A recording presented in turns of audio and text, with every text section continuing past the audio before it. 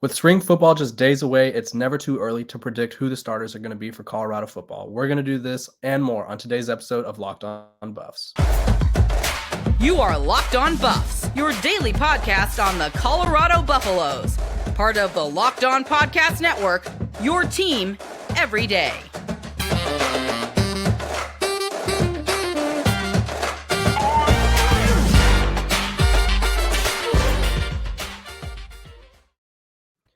What is up, everybody? This is Locked On Buffs, as it is every day. Joining me today, Kevin Borba, your host, is Jack Carlough, not to be confused with the rapper, Buffalo's Wire's editor. Jack, how you doing? Thank you for joining us. Good. How are you, Kevin? Really appreciate it. We're happy to have you. Today we're talking offensive starters, defensive starters, and then we're just going to talk about what excites us about the Colorado football season coming up. So if you could find Jack's work online, he's all over the place, writing about everything in between, from Colorado's starting lineups to their head coaching basketball salaries, whatever it is. Jack's got you covered. Jack, let's dive right into the offense. I feel like that's where everybody's very interested in the most right now, even though the defense, as you said before the show, is interesting as well. We got to go offense. It's the offensive game. So give us a little rundown of who you have in your starting 11. Okay, so quarterback's pretty easy. Shedeur Sanders. That one was announced. That was announced before Shedeur was even in the portal. Yep. Yeah, pretty much. I'll start with that. At running back, I'm probably most intrigued by Kavasi Smoke. He was a transfer from Kentucky. But behind him, they got a ton of talent as well with Dylan Edwards, Deion Smith. I think they're going to be pretty deep at that position. At wide receiver, that's also, there's like 4 or 5 guys that are really intriguing to me right now. 2 UCF transfers that they brought in, Jimmy Horton Jr. and Xavier Weaver, which was just a couple days ago. But I think a late night edition. Yes. Yeah. That was the first transfer edition in like a couple weeks. So that was good to see. And then 2 returning buffs, Montana Lamonius Craig and Jordan Tyson, if he's healthy. I think those 4 will kind of be the core group of guys there. Tight end, Shedeur Traore. I believe that's how you pronounce it. I'm still getting used to some of these guys' names. He's a transfer from Arkansas State. I learned a little about him yesterday. My co-host John covers the state of Florida. He lives in Miami, and I guess Shedeur is an international student. He came from England, or I think it was England, Great Britain, and transferred to an international academy in Florida. And so that was a fun fact I was not expecting. I think I found that out recently too. I think the Buffs have like 3 international players now. Yeah. They had Kofi Taylor-Baraks is the other one, Sliney, and Mark Bassett, a punter. But it's good to see Deion. He's able to recruit pretty much from anywhere, even though Shedeur was already in the United States. Then on the offensive line, I'm going to go Savion Washington, a right tackle, right guard Tyler Brown. He's a transfer from Jackson State. It'll be interesting to see how Deion, see if he gives some extra love to his Jackson State guys. We'll find that out more. I guess they did make the trip. What was that? Sorry. So they did make the trip from Mississippi to Boulder, so they might have a little advantage. But they still got to earn it. I feel like in these Twitter hype videos, I'm seeing like a lot of, I don't know, just camaraderie, and so a lot of guys are hungry for the spots. So it all depends. Yeah. We'll see. But behind him, Yusuf Magrable. I believe that's how you pronounce it. That's a tough name. Muggerville, maybe. But he's a Florida transfer. Didn't play a lot with the Gators, but he's a guy just because he's from another big, SEC Power 5 school that kind of intrigues me there. At center, I think Van Wells. He had a pretty good freshman year. I kind of see him taking that spot again. Then on the left side, I'm seeing Landon Beebe and Gerard Christian Lichtenhan. I think, the tank at our left tackle. Just his size, I don't know. I think he's just a mountain of man. I see him kind of taking that spot again. He had a pretty good end to last season. Colorado might have the 2 tallest offensive tackles in college football. If these are the actual starters, 6'10" and 6'8", I believe, are the heights that we you got going here. I do want to ask one question specifically about the receivers because I think of all of the positions on this unit, I think that's the one where there's the most starting caliber players, but Mhm. obviously there's only 3-ish spots available for starting. And then when you look at Kent State's just the way they distributed the ball last year, their top receiver had 50 because obviously Sean Lewis came over from Kent State. Mhm. Their top 3 receivers had 58, 48, 31 catches, and then it dropped off to 13 was how big of the drop off was. So I think if it's going to be anything like that, I feel like we got to pick 3 guys that are going to be our starters. And so I'm very high on Xavier Weaver, the newest addition. He was USF's all-time leading receiver. So do you think he could be the wide receiver one, or do you think they're going to rotate guys more now that they have more weapons to use? I mean, I guess if I had to pick a top 3 only, which, yeah, I mean, there's only gonna be 3 out there, but I would probably go Weaver, Horn Jr., and Jordan Tyson. I know Oh, I love Montana Lamonius Craig, but he might just be, like, just a little behind. someone's going to be But the odd man out, unfortunately. yeah, that might be what it's gonna be. Yeah, especially it'll be interesting to see, how Jimmy Horn Jr. and Xavier Weaver's chemistry kind of plays out. I Hmm. mean, if they're both lined up on the same side, that might be, yeah, that would be fun to watch. Yeah, I mean, I think it would be good to have those 2 guys together and both, yeah, veteran dudes for sure. Yeah, and I don't even think people realize too. Shedeur Sanders at quarterback has maybe one of the strongest arms in college football. Mhm. One of the coaches, his name's slipping my mind right now, compared him to Carson Strong, and Yeah. that is a huge arm. Carson Strong can throw it nearly like 75, 80 Mhm. yards. So Yeah. Shedeur having an arm that strong with weapons like Jimmy Horn, who are as fast as he is, and Xavier Weaver, who could go up and get it, and then whoever the third guy is, whether it's Tyson or Craig, like someone's going to make some plays. The ball is going to get wherever it needs to get. So it just Yeah. depends on who the coach is like. Excuse me. If you had to predict running backs, do you think the freshman Dylan Edwards is going to get any carries? Yeah, I think he will. We saw that last year with Anthony Hankerson and Victor Venn. Obviously, a way different group, but Hmm. yeah, I think just with his insane speed, I think he'll get some carries for sure. But I mean, we'll learn so much in the next month with spring football. But I Yeah. think Vassier Smoke still might have the edge just because he just has so much experience, and I think Deion will kind of rely on that a little bit more. Yeah, for sure. They got a lot of weapons to choose from, which is a good problem to have. Last year they had some weapons, but it wasn't the same array. Mhm. I like to look at, especially when it's a new offensive coordinator, what their trends were at their previous stop. And so, running backs wise, Kent State actually they rotated a few guys in there. Their leading rusher had nearly 300 carries, Yeah. and then it was 100 with the quarterback, 64, and then 35 with another running back, with 2 other running backs. And so I think there's going to be a lot of carries to make their way around. I think with how fast the offense goes, it'll definitely they're probably going to need some breaks and stuff. So Yeah. that's Jack Carlough's starting 11. After the spring game, we're going to be able to kind of tell who's where. The spring game will kind of be our sneak peek of the starting 11, and then it could probably change from there just because someone might not perform or someone might perform so well that they earn a starting spot. If you had to give me 2 positions that have the chance for most parity from what we talked about right now, what would you say? Mm. Oh, that's a tough one. I mean, the offensive line, it's so hard to Yeah, that that's like one, offensive line's tough to evaluate. Yeah. yeah, just because it's not really, it's a different kind of position, I guess. Yeah. Um, Would you go running back maybe? Maybe maybe running Smoke back. gets passed by Edwards or someone else, one of the returners.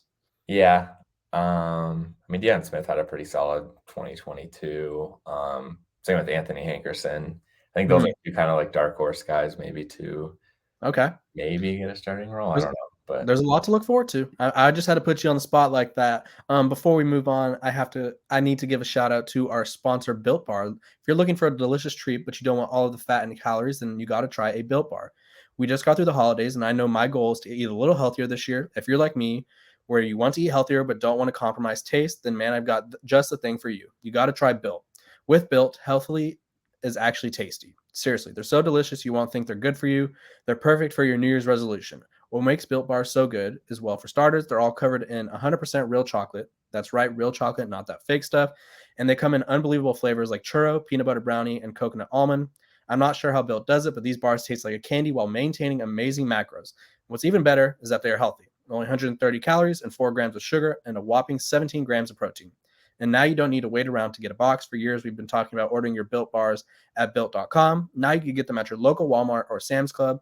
That's right. Head to your nearest Walmart today, walk to the pharmacy section, and grab yourself a box of Built Bars. You can pick up a 4-bar box of cookies and cream, double chocolate, or coconut puffs. And if you're close to a Sam's Club, run in and grab a 13-bar box with our hit flavors, brownie batter, churro, and churro. You could thank me later. Go try some Built Bar today. Okay, so we've talked offense. Now it's time to talk defense. Similar to the offense, a lot of transfers everywhere. So give us a breakdown of who you got and where. I guess I'll start with the 2 DN spots. We'll go Shane Cokes. He's a Dartmouth transfer. And then the other spot, Jordan Dominic. He's going to take that other spot. It's crazy to see how many like SEC guys that they were able to bring in. Yeah. Like Arkansas, even an Alabama guy too.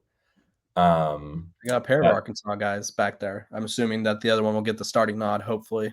Yeah. I'll get to that later. But yeah. Sorry. Go ahead. I'll get to that.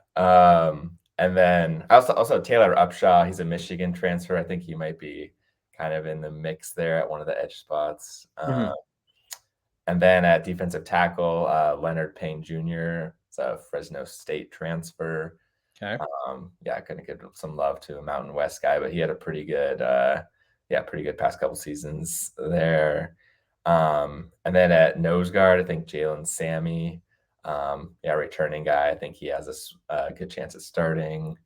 And also I'll give I think Naeem Rodman might have a chance to work his way into the D line just because, he's another veteran dude. I'll go at the linebacker spots. I think Levante Bentley, Clemson transfer, Demoy Kennedy, an Alabama transfer.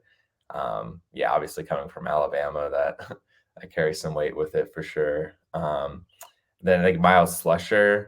I was talking with our Tony Casolo. He's one of our writers too. We kind of see him maybe as like a guy that can play safety and linebacker just because of kind of his size. Hybrid role, the Isaiah Simmons role, if you will. Yes. Kind of unique, but kind of becoming more popular, I guess, in today's game. I see him getting a starting spot. I think Trevor Woods, who had a really, really good sophomore year last year. I think definitely an underrated guy in the Pac-12. I think he's just with how physical he plays. I think he's going to get a starting spot.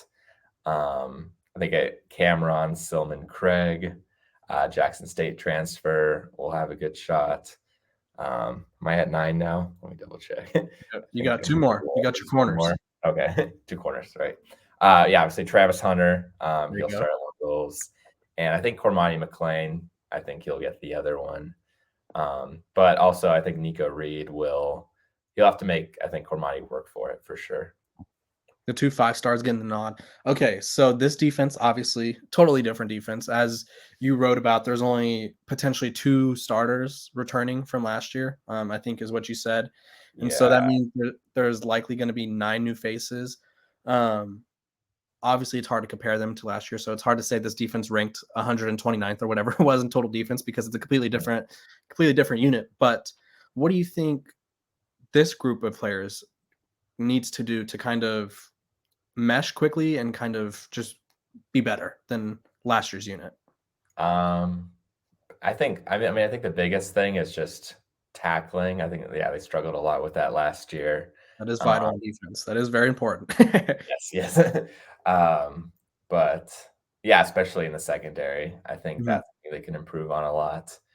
But I guess as you said, it's going to be tough to build, chemistry in just, a few months here. So that's why spring football is going to be so important. And also we just need a couple leaders to stand up to. And I think Travis Hunter needs to be one of those guys. That's a good point. Yeah, I mean, yeah, 5-star. He obviously has to step up a little bit. Still kind of learning what his kind of personality is like. We'll learn a lot about that this spring. But yeah, just with all the talent he has to be one of those guys. And just it's the returning guys too, with Trevor Woods, Jalen Sammy, Nika Reed, Naeem Rodman. I think those guys also have to step up and kind of prove that they deserve to be on this 2023 Buff squad. That's changed so much the past couple of years. For sure. Yeah.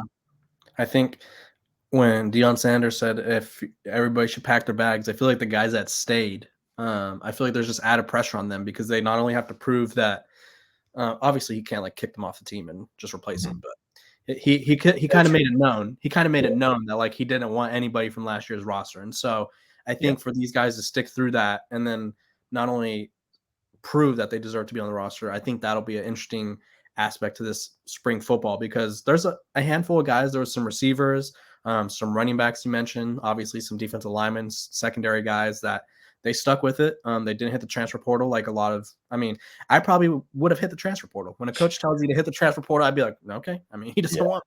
So it's cool to see that they're in an era of transferring. They kind of stuck through it, and we'll see what their role is. Before we continue, I want to thank you guys for making Locked On Buffs your first listen every day. Make sure you check out our brand new podcast, Locked On College Basketball.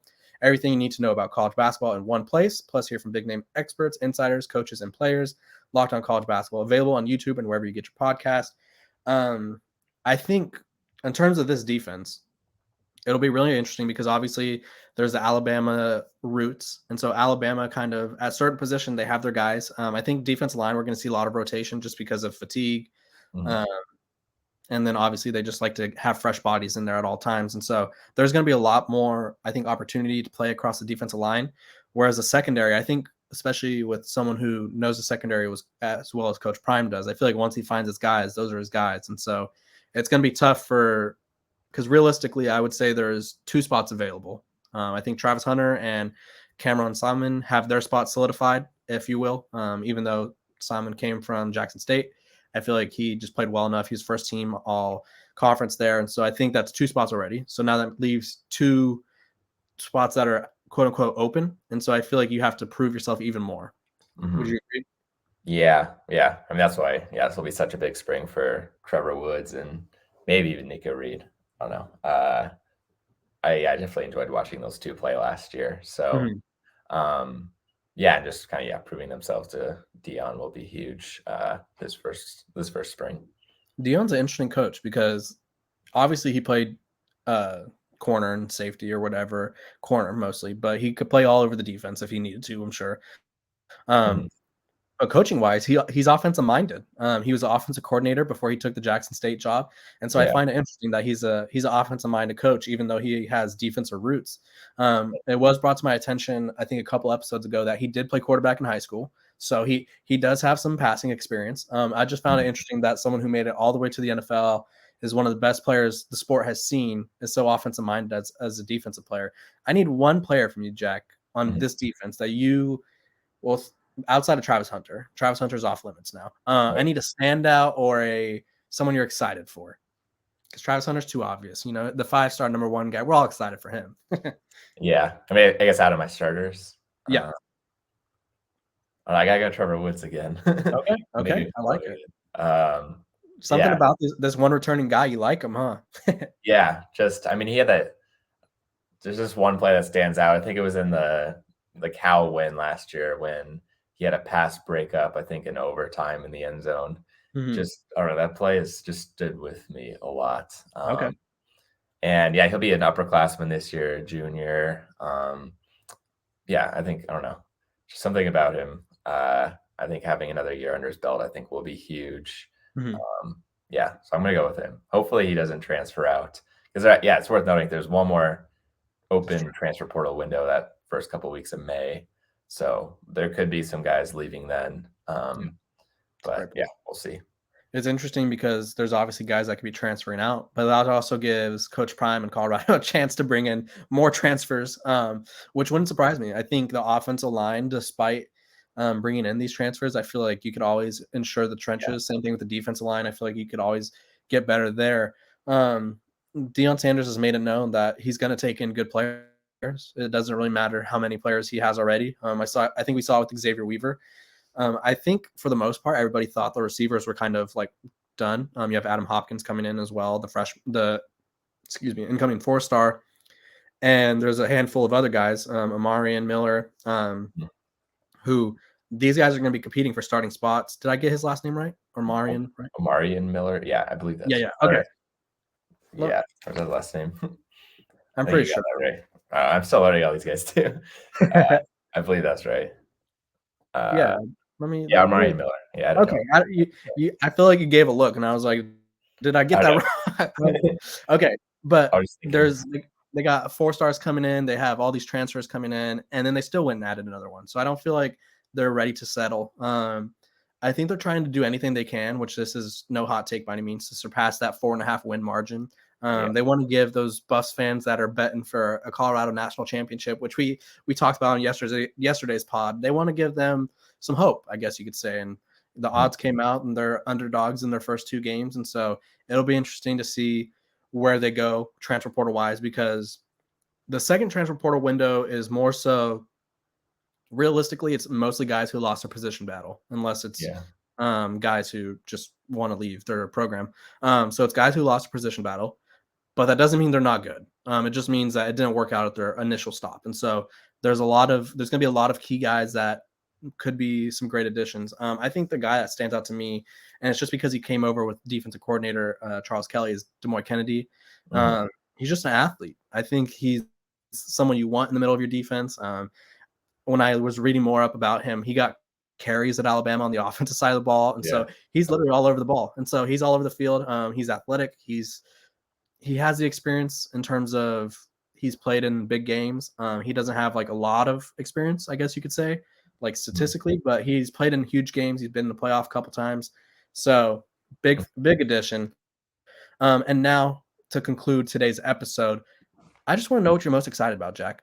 Tell us anything Colorado football related that gets you going for this upcoming season, because you sat through 1-11. You've been there for whatever the record that was the year before. They've had 1 winning season the past 6 years, and it was the COVID year. So that's like a little asterisk next to it. So what excites you about the first season of Deion Sanders football? I guess I'm just looking forward to just seeing Folsom Field sold out every single game, and that I think that Nebraska game, I guess if I'm going to point a game out, and Colorado State hosting them too at home, I think that'll be fun. There's just a lot of exciting matchups, I think, in the first 5-6 weeks of the season with Oregon, USC to open Pac-12 play. I think I'm just excited for seeing the Buffs probably on national TV, I guess, for those games. I'm sure they'll be somewhere. And opening up against the national champion runner-ups. CU. There's just so many really, really exciting games. I think the first 5 weeks of the season, and just seeing how the returning Buffs and just the squad as a whole kind of adapts to just being in a major national spotlight all of a sudden. But I think they'll be okay. Yeah, I think that I think those matchups are great, especially in Nebraska. I think especially since that's game 1 at home, like that's the first game that Deion Sanders gets to play at Folsom Field. That's obviously not against his own team. Huge matchup. Nebraska's in a similar situation. They have a new coach, likely a new quarterback, a bunch of transfers that they're hoping to kind of come in. And so I think that'll be a true rivalry game that has a rivalry feel that maybe it hasn't had in the past. I feel like it always has in the past, but this year it feels a little extra special. It feels like there's a little extra juice in it. I think the thing I'm looking forward to the most is one player in particular, Shedeur Sanders, just because, and I think my answer has changed over time. At first, it was just seeing obviously what Colorado looks like and what their ceiling is, because obviously you look at like a USC last year. They brought in a bunch of transfers, and they're 1 win away from making it to the playoff. They're a 20-point collapse away from playing in the playoff, and who knows what happens then.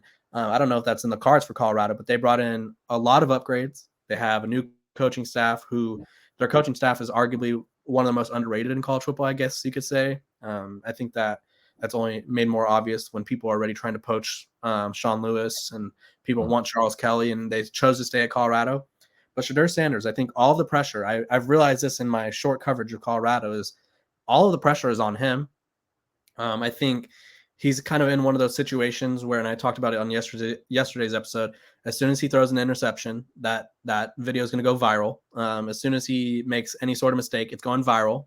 People are going to want to kind of tear this program apart, and it's all going to start with Shedeur. And so the better he does, I think the more it helps the program. And I think I just want to see how well he plays, because obviously it is a big jump. But people have been comparing the jump from to Cam Ward's jump from Incarnate Word to Washington State. And so it's doable. It's not obviously not like the first time it's ever happened. I just want to see how he adapts, and I want to see how he stays cool, calm, and collected under this pressure, because whether people want to admit it or not, there's going to be a newfound pressure. Yeah. I'm just watching videos of him. I've been watching as much of the well-off media, during Deion Sanders Jr.'s channel, and just anytime they show Shedeur, he's just the most poised. He's so poised just for how young he is. I think he's still 20. But just for after 2 years in Jackson State, I think he'll be okay for sure.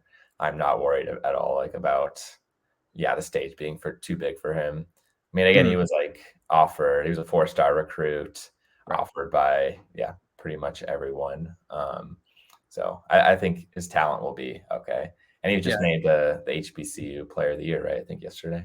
He did, yeah. They named him the HBCU Player of the Year, and I think people honestly forget or don't realize how highly ranked he was as a recruit. Obviously, he wasn't the number 1 overall recruit, but he was a 4-star. He had the Bama offer, he had the Texas offer, whatever. Maybe he had literally every offer you could imagine, and I think people forget that, and so they're just they just see him as the Jackson State quarterback who. I don't know what they think he was ranked at high school, but it sounds like they think he's just some scrub they picked up off the street because he was the son of Deion Sanders. So it'll be I'm going to be fascinated to see how well he adjusts, and I think it'll be a great tell of how good he is, how quickly he adjusts, because it's going to be week 1 TCU. That's their defense. They lost a lot of key players. Still a good matchup though. Nebraska, same thing, lost a lot of key players, new faces are coming in. I think those are two, while people see them as favorites over Colorado, I think those are 2 games where Colorado could easily play well and surprise people. I'm going to put you on the spot, Jack. Are you ready for this? Okay. Yes. I need you to say your favorite Jack Harlow bar. No, I'm just kidding. I need a win total for Colorado this year. I'll go 6. 6? Okay. So they're going bowling. Yeah. Okay. It would be more, but just the first 5 games of the schedule are just so tough. I guess minus Colorado State, I'll say that. But just opening with USC and Oregon. I mean, I'd be happy if they got 2 to 3 wins in those first couple in that first stretch of the season. Yep. So I'm going to go 6-6. I think.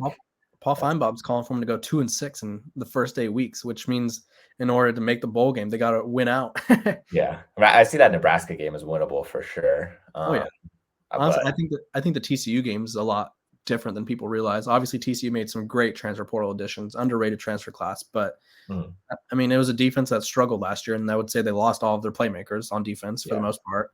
So I think the first 2 weeks are closer than people realize. Yeah. I think TCU. I think they open as 17-point favorite, something like that. But that's true.